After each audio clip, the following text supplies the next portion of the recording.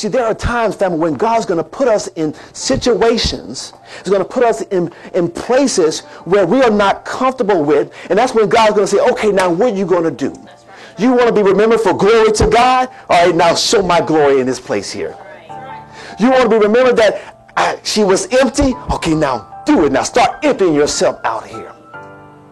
So the challenge that God has given us, this morning, family, is that we are to live our faith. Come on, look at somebody and say, live your faith. Look at verse number 3. Look at verse 3. They became an example of what? First thing, look at verse 3, remembering without ceasing your work of faith. The first example that we see from the Thessalonians was that their works was energized. Listen, their works of faith means, Amplified renders it as their works were energized by faith. Do you understand what that means? Faith without work is, show me your, and I'll show you mine.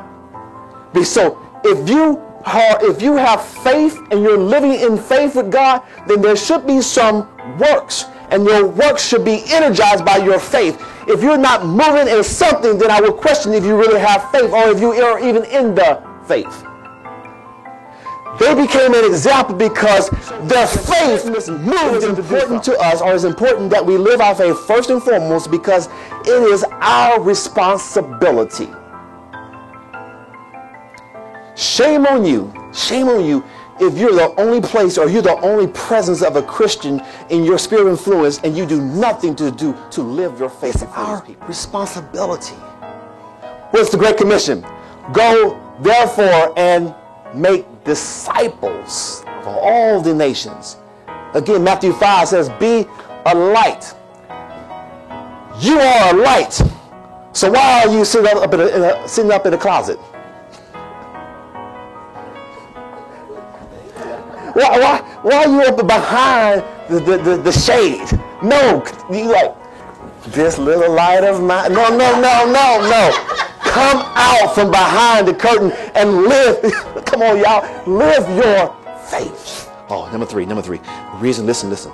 Kind of allude to this already, but let me give it to you by way of a point. Listen, why is it important that we live our faith? Because it is God's means for reaching those who are being saved. Listen to that phrase.